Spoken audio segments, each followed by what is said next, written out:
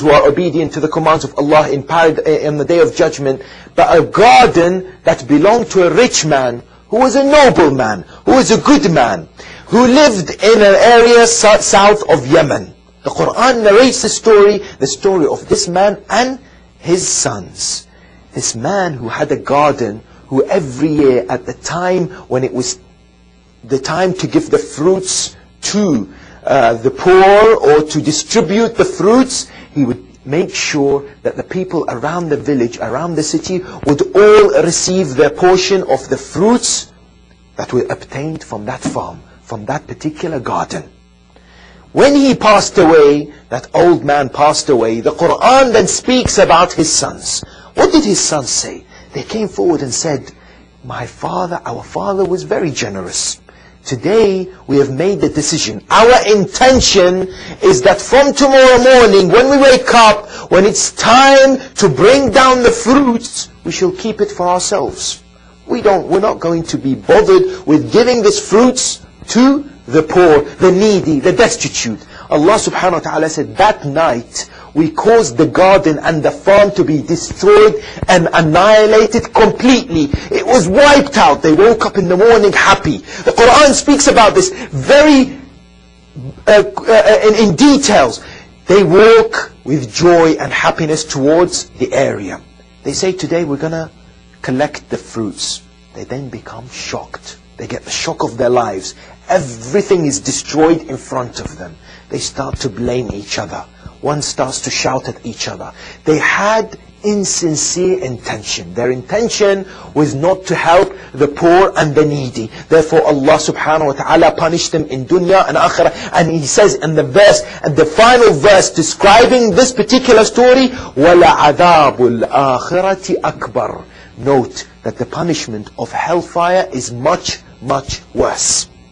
One of the ulama mentions this story with regards to intention. He says that every year in the Middle East I used to go and recite majalis in the month of Muharram during the days of Ashura, and there is a wealthy individual in the community who by the end of the majalis presents me with an envelope of money. Every year I make the intention to use this money for the orphans. He says, I give this money to the orphans every year.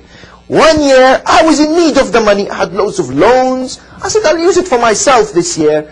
I won't dedicate it or give it for the needy or the orphans. I waited for that wealthy individual during that majalis of that year in one of the countries in the Middle East.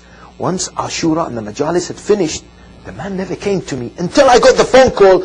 I forgot you this year. I want to come to visit you. I said, Alhamdulillah. He's coming with the money, so I'm ready. When he came to me, we discussed, we spoke. How's your family? How's everybody? He left. He stood up to go. I'm still waiting for that yearly donation that he gives me. Before he left, he had a bag with him. He said, Maulana, this year I bought you something special. He said, what is this? He said, I bought you a kafan. I bought you a kafan. He said, kafan? He thought to himself, I'm waiting for money. You bring me a kafan? I bought you a kafan. What is this kafan? Special kafan. I've taken it to the shrines of the Ma'sumeen. He said, I took this kafan and I thought to myself, oh, so-and-so, every year you have the intention of giving this money for the poor and the orphans. And Allah subhanahu wa ta'ala made that individual give you this donation. This year you decided to keep it for yourself. Even though it was halal, Allah wanted to remind you through the kafan. Remember your destination. Remember akhirah, remember death. He said that was an awakening call for me. At that moment, in order for my intention to return, so that the money is designated for the poor and the needy. We have this idea that sometimes when we come to do an act, we need to scrutinize our intentions before we do it. Who am I doing it for?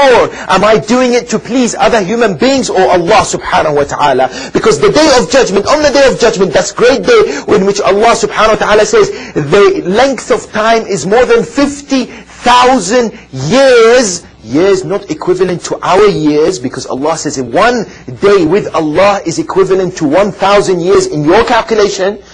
That great day, Allah subhanahu wa ta'ala, when He will hold us accountable for our actions, He will say to people, oh so-and-so, you performed this act for the intention of seeking the pleasure of that human being, therefore go and seek your reward from that human being.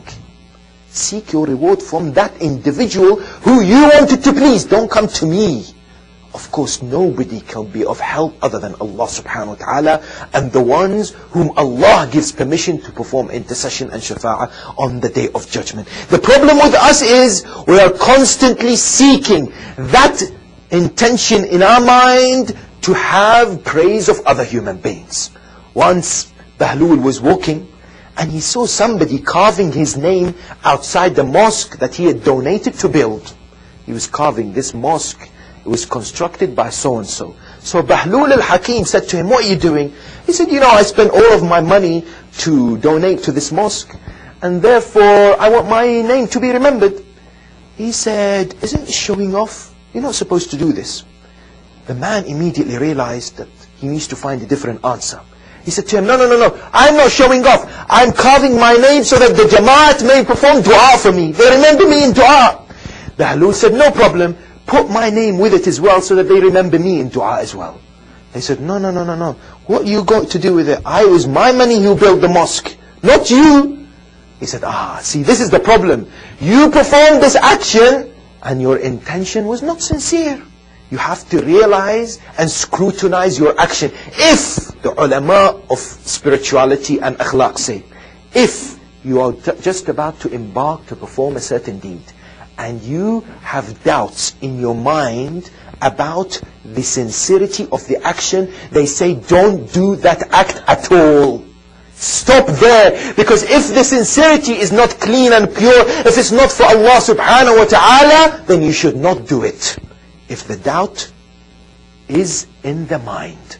Allama Majlisi, who is the author of one of the greatest compilation of Shia Hadith, 140 volumes of Bihar al-Anwar, when he passed away, one of his students saw Allama Majlisi in his dream. He said to him, Allama, how are you feeling? What is your condition at the moment? He said, I'm okay. But let me tell you one thing. The reason why I'm okay now was not because of Bihar al-Anwar. He said, why? He said, I am told now in Alam al-Barzakh, Allama Majlisi speaking. He said, the reason why I'm fine now in Alam al-Barzakh, it's because one day I was walking in the market and I saw a poor Jewish young boy begging. And I had a bag full of apples who had bought for my own family members. I gave that bag of apples to that young Jewish boy, not expecting anything in return. The reason why I'm okay now in Alam al-Barzakh is because of that act, not my book. Not my book. It's very, very important that we reflect. Notice that when Amir al-Mu'mineen Ali ibn Abi Talib salawatullahi wa salamuhu alayhi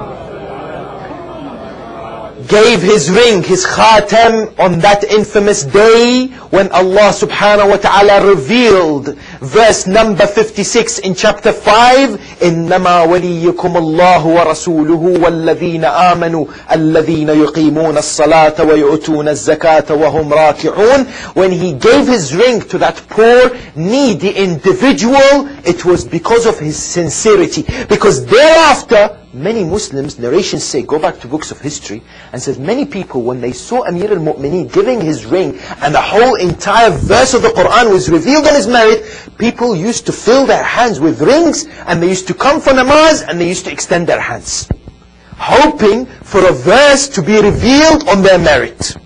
The idea was that their action was insincere, whereas the action of Amir al-Mu'mineen was sincerity, full of sincerity, the manifestation of ikhlas, because he was born in the house of Allah subhanahu wa ta'ala, the house of Tawheed, and he was martyred in the house of Allah. So his life was the personification and the manifestation